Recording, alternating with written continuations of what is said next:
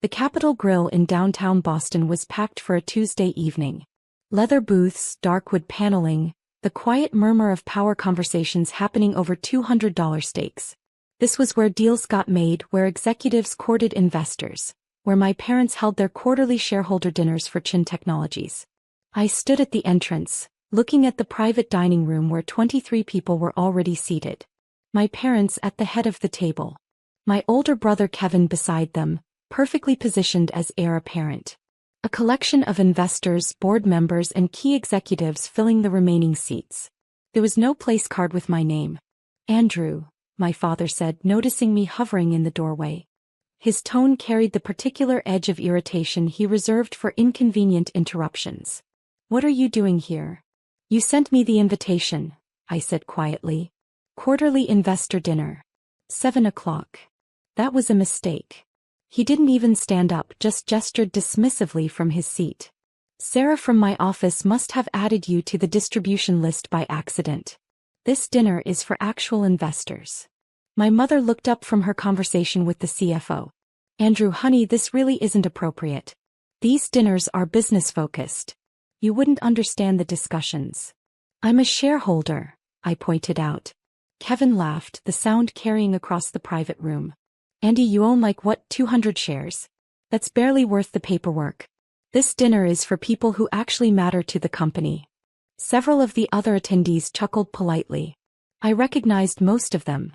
The venture capital firm that had funded Chin Technologies' Series B expansion, the angel investors who'd believed in my parents' vision back in 2016, the institutional investors who'd joined during the Series C round last year. I own more than 200 shares, I said. Fine, maybe 500. Dad waved his hand impatiently. The point stands. Everyone at this table has invested significant capital in Chin Technologies. Real money. Life-changing money. You're here because you're family, not because you're a serious investor. Mom stood, walking over to guide me away from the dining room entrance.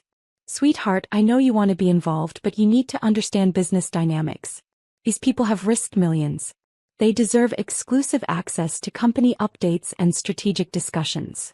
How much did they invest? I asked. That's confidential, she said automatically. Then softening. But between you and me? The smallest investor at this table put in $2 million. Most are in the $5 to $10 million range. That's the threshold for these dinners. I see. You're 27 years old. You work at a nonprofit. That's wonderful, truly, but it means you don't have the kind of capital that earns you a seat at this table. She squeezed my shoulder. There's no shame in that. Not everyone can be a major investor. Kevin appeared behind her, playing the supportive older brother role he'd perfected. Look, little bro, mom and dad are trying to be gentle. But this is embarrassing. For them and for you. These are serious business people. They don't want to spend dinner explaining basic concepts to someone who works in community outreach. I understand the concepts, I said. You think you do, Kevin corrected. That's different. I have my Harvard MBA. I've spent 3 years as VP of Operations at Chin Technologies. I live and breathe this stuff. You help organize food drives. It was true that I worked at a nonprofit. The Boston Community Development Fund, focusing on affordable housing initiatives. I'd been there for 6 years. Ever since graduating from Boston University with a degree in urban planning. What Kevin didn't know, what none of them knew, was that I'd founded the organization. And funded it. With $15 million from my first tech startup exit. What they also didn't know was that I'd been systematically investing in Chin Technologies since its Series A round in 2016, carefully building my position through a network of shell companies and investment vehicles that kept my identity hidden from the cap table. You're right, I said quietly. I wouldn't want to embarrass anyone. Good man. Dad had joined the conversation, clearly wanting to resolve this quickly and return to his investors. Look, we'll do lunch sometime. Just us. I'll explain what's happening with the company. But tonight is for the people who've actually written checks. Understood. Mom kissed my cheek. Order something nice from the main dining room.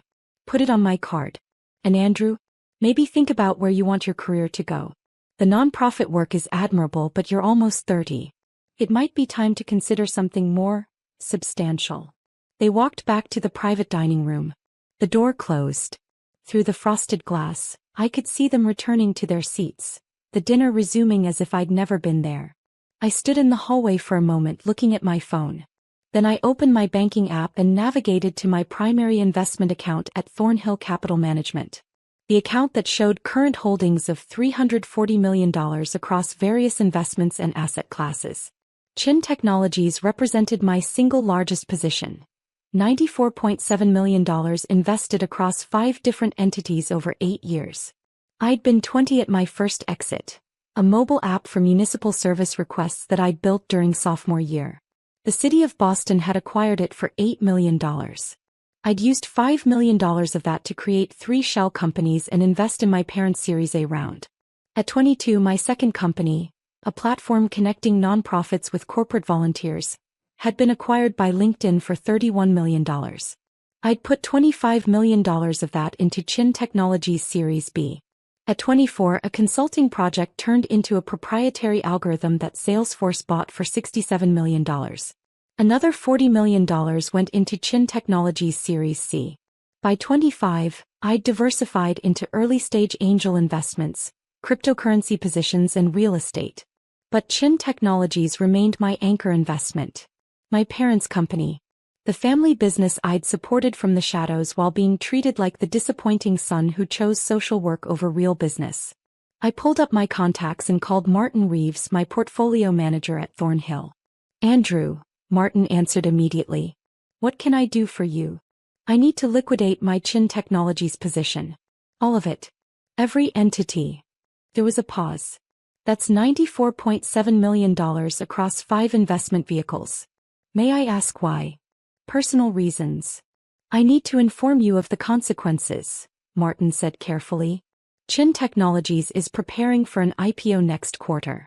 Your position could be worth $200 million or more after they go public. Liquidating now means leaving significant value on the table." "I'm aware. And the liquidation will require SEC disclosure within 30 minutes. The board will be notified. Your identity as the beneficial owner will be revealed." "I understand." Another pause. "This is your largest position. Your anchor investment. Are you absolutely certain?" I looked through the frosted glass at the dinner party I wasn't allowed to attend. At my parents laughing with their real investors.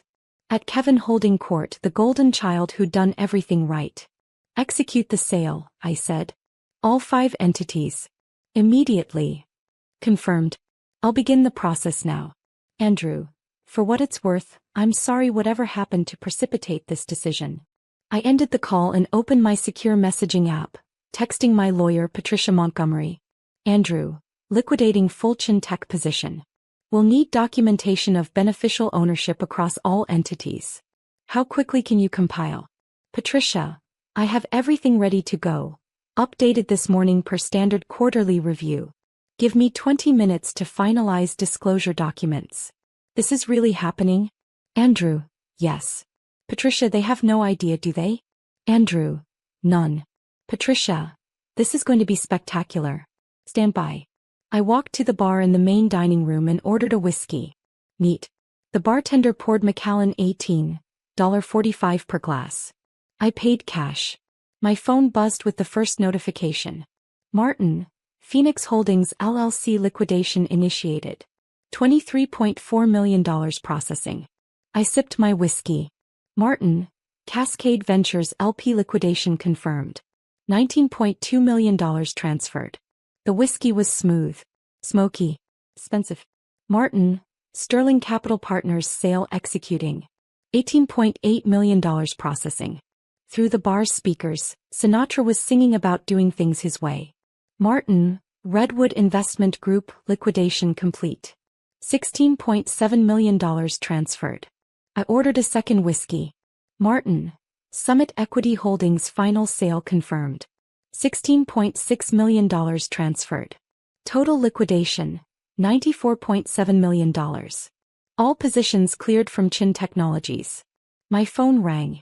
I didn't recognize the number, but the Boston area code suggested it was someone from the dinner. I declined the call. It rang again. Different number. I declined again. A text message appeared from Kevin. "Call me right now." Another text from my mother. Andrew, we need to talk. Please call immediately. My father. Come back to the restaurant. No. I ordered a third whiskey and pulled up Patricia's message. Patricia. Disclosure documents filed with SEC. Board notifications sent.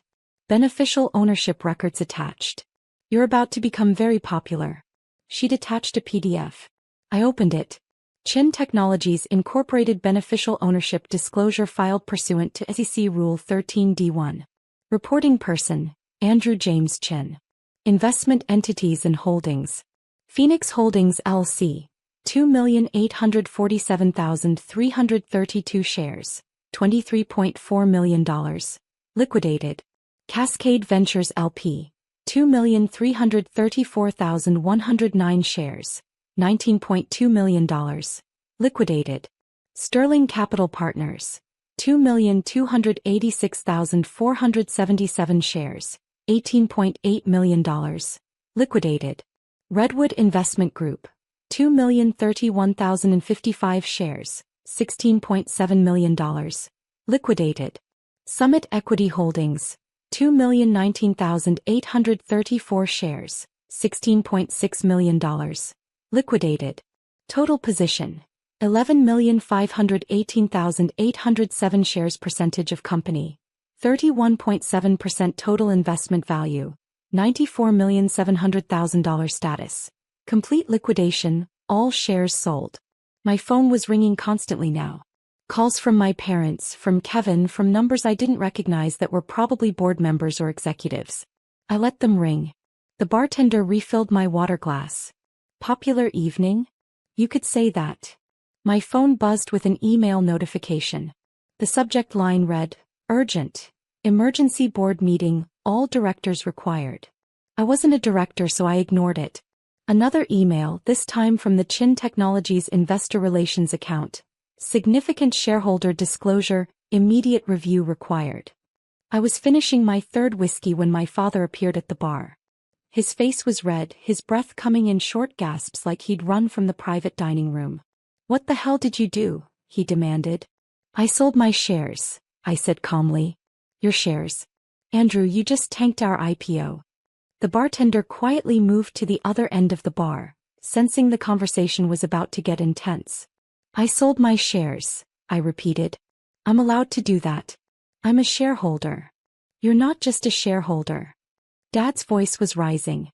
According to the disclosure that just hit our board's inbox, you owned 32% of Chin Technologies.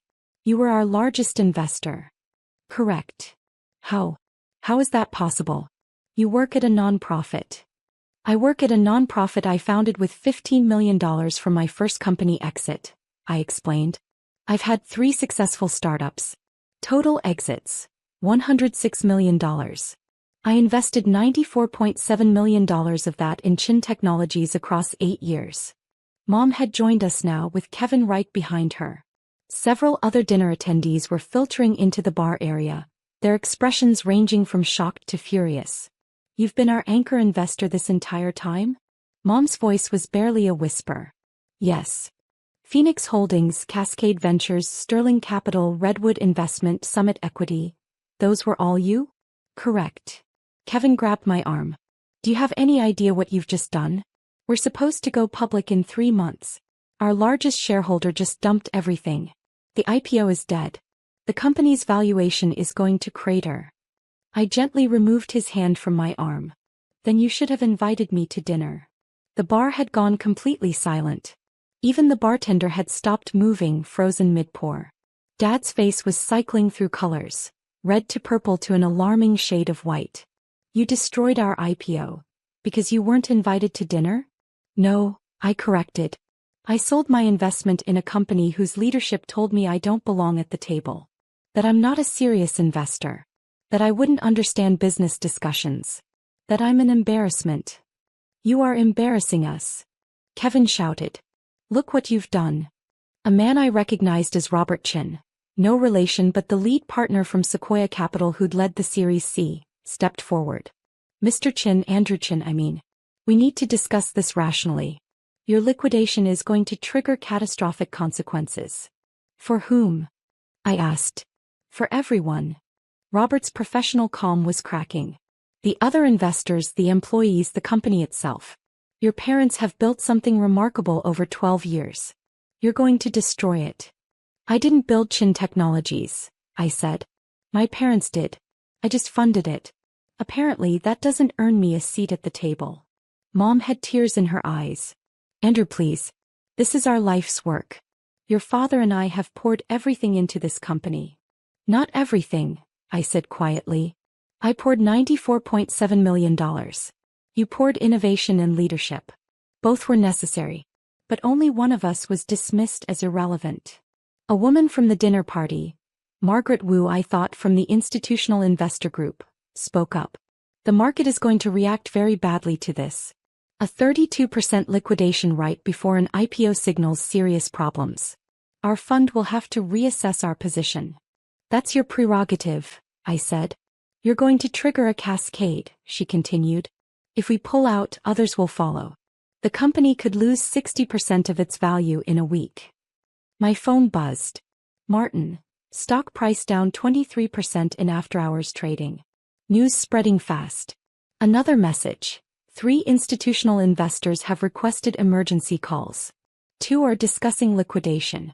I showed the messages to the assembled group. Dad collapsed onto a bar stool. This can't be happening. Let me make sure I understand the situation, I said, setting down my empty glass. 8 years ago, I invested $5 million in Series A when Chin Technologies was worth $20 million.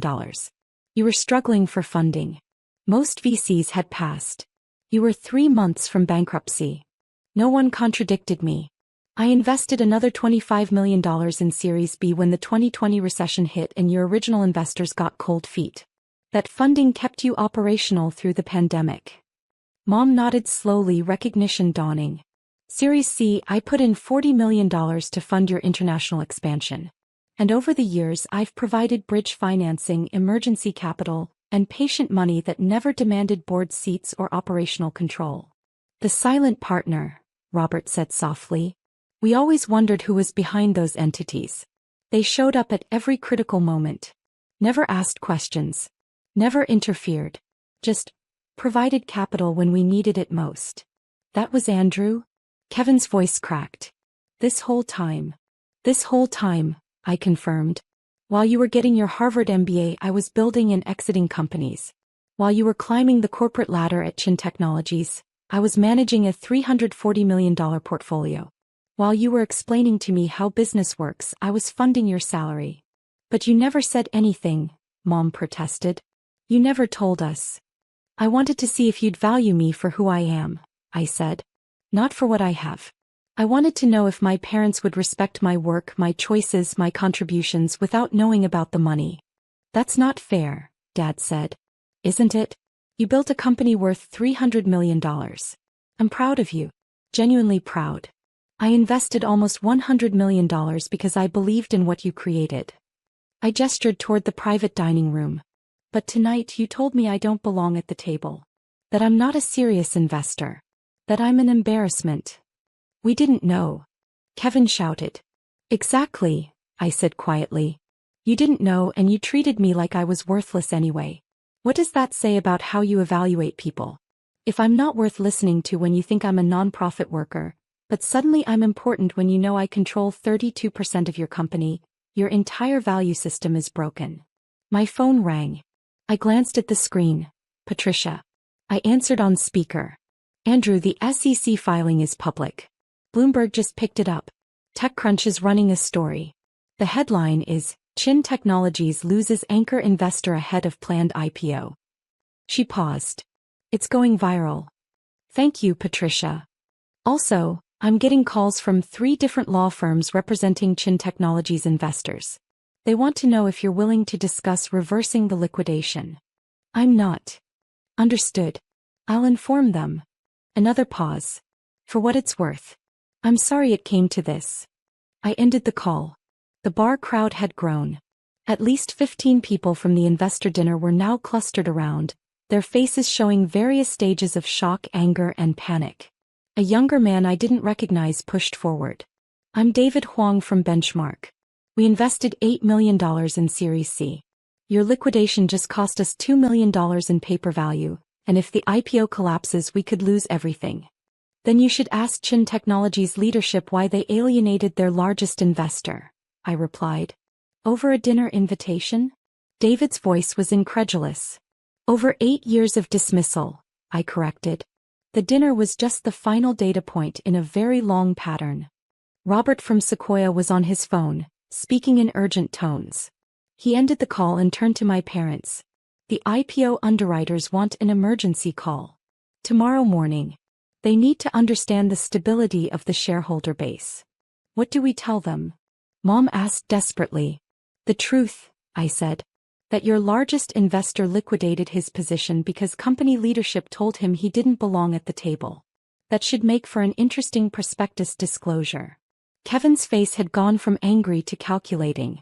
How much would it take to reverse this? Name your price. There is no price. Everyone has a price. $10 million? $20 million? We can structure it as consulting fees, advisory role, whatever you want. I don't want your money, I said. I have $340 million. What I wanted was respect. Basic human respect from my family.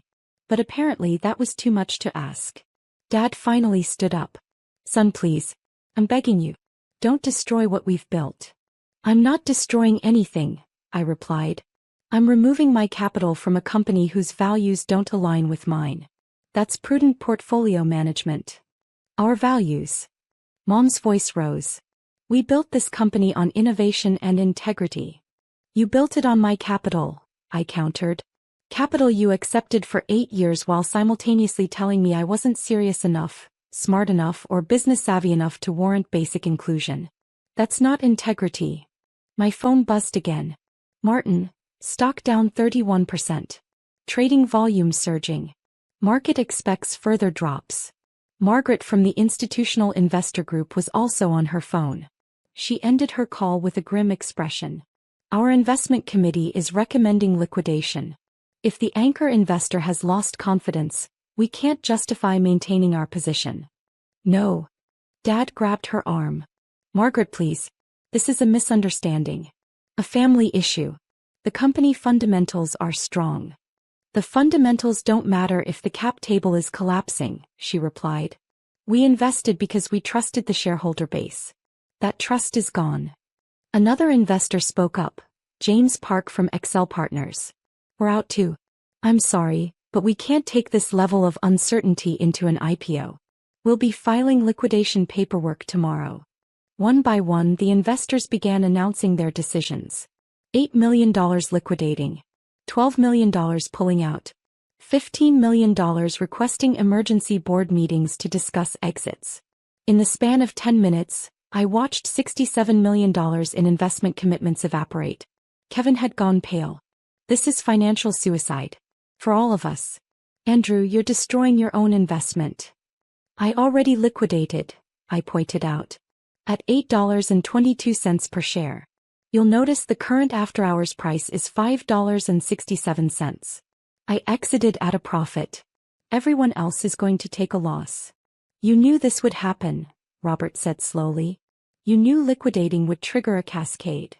I understood the probable outcomes, yes. So this is revenge. No, I said. This is consequences. There's a difference. Mom was crying openly now. Andrew, I'm your mother. Doesn't that count for something? It counted for $94.7 million, I replied. Which I invested because you're my mother. Because I believed in you.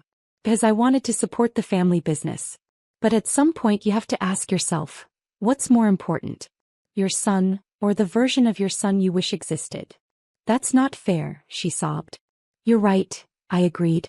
It's not fair that I had to prove my worth with a 9-figure investment before my own parents would take me seriously. But here we are. Patricia called again. I answered on speaker. Andrew, the story is exploding. Wall Street Journal, Forbes, Financial Times, everyone's covering it. The narrative is, family rift destroys tech IPO. Chin Technologies' PR team is getting destroyed. And? She hesitated. And what? Several of your portfolio companies have reached out. They want to express support. They're offering to invest in your next ventures. They're also saying, and I'm quoting here, "This is why we trust Andrew Chin. He doesn't tolerate disrespect even from family." The bar crowd murmured at that. "Thank you, Patricia. Send them my gratitude." I hung up and finished my water. Dad's voice was hoarse. "What do we do now?" "You continue building Chin Technologies," I said. "Without me. You find new investors who meet your standards. You explain to the IPO underwriters why your largest shareholder liquidated. You rebuild trust with the market. It'll take time, but you're capable leaders. You'll figure it out." "And you?" Mom asked. "I'm moving my capital to investments that appreciate competence regardless of its packaging," I said. "I have 17 companies in my portfolio that value my input. I'm expanding my angel investing. I'm starting a fund focused on overlooked founders. People who get dismissed because they don't have the right pedigree or background." "People like you," Kevin said bitterly. "People like me," I confirmed. "People who build real things while being told they're not serious enough. People who prove themselves through results, not credentials." Robert stepped forward one more time. "Andrew, I've worked in venture capital for 23 years. I've seen brilliant founders destroy companies over ego. I've seen families torn apart over money. This feels like both." "Then you've misunderstood," I said. "This isn't about ego or money. It's about dignity. It's about being seen. It's about not spending 8 years as someone's safety net while being told you're not strong enough to stand at their side."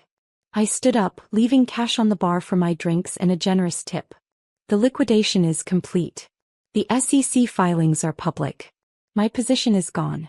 Chin Technologies will survive or it won't, but either way it's no longer my problem." I walked toward the exit. "Andrew." Dad called after me. "You're still my son. That doesn't change." I turned back to look at him, at both my parents, at Kevin, at the assembled investors who'd spent the evening enjoying a dinner I wasn't allowed to attend. "You're right," I said. "I'm still your son. Which is why this hurts. Which is why I spent 8 years hoping you'd see me. Really see me. Not the disappointing kid who chose nonprofit work. Not the embarrassment who doesn't understand business. Just me." "We see you now," Mom whispered. "No," I corrected gently. "You see my bank balance. There's a difference." I left the restaurant. Outside, Boston's financial district glittered with evening lights. Skyscrapers housing the companies I'd invested in, the startups I'd mentored, the portfolio I'd built while living in a modest apartment in Cambridge and working at a nonprofit. My phone buzzed with a message from Martin. "Martin, final accounting complete. Chin Technologies liquidation profit. $37.2 million on initial $57.5 million investment. 64.7% return over 8 years. Where do you want me to reallocate?" I walked toward the T station typing my response. "Andrew, find me companies founded by people who were told they weren't good enough. People who built something despite being dismissed. People who proved that competence doesn't require permission. Martin, I know at least 12 companies that fit that profile." Setting up calls. Another message, this time from Patricia. "Patricia, your parents' lawyer just called. They want to discuss a settlement. They're offering board positions, equity adjustments, whatever it takes. Andrew, tell them to save their energy. The capital is gone. The relationship was gone 8 years ago. I just finally accepted it tonight." Patricia, understood.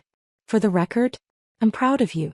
I descended into the subway station, leaving behind the restaurant, the dinner, the family that had finally seen what I was worth. But only after it was too late to matter. My phone rang one last time. "Kevin." I answered. "I hope you're happy," he said, his voice tight with rage. "You just destroyed 12 years of work because your feelings were hurt." "No," I said calmly. "I removed my investment from a company that demonstrated it doesn't value its stakeholders. That's not emotion. That's fiduciary responsibility. You're going to regret this." "Maybe," I acknowledged. "But probably not. See, Kevin, I spent 8 years regretting being born into a family that only valued me for credentials I didn't have. Tonight I stopped regretting that. Tonight I chose to value myself on my own terms. That's selfish." "It's self-preservation," I corrected. "There's a difference." I ended the call. The train arrived. I boarded, finding a seat by the window. Around me, people were living their lives. Students studying, professionals commuting, couples planning their evenings. None of them knew that I'd just liquidated $94.7 million and triggered the collapse of a billion-dollar IPO. None of them knew that I'd spent 8 years funding my family's success while being treated like their biggest disappointment. None of them needed to know. Because the best revenge isn't destruction. It's indifference. It's walking away from people who don't see your value and finding people who do. It's taking your $340 million portfolio and investing it in founders who understand what it's like to be underestimated. It's building something new on your own terms without waiting for permission from people who'll never grant it. The train crossed the Charles River and I watched my reflection in the dark window. A 27-year-old nonprofit worker who just reshaped the Boston tech landscape with a single phone call. My family had built Chin Technologies. I'd funded it. And now I'd freed myself from it. The family business would survive or collapse on its own merits. But I was done being the invisible foundation that no one acknowledged until it cracked.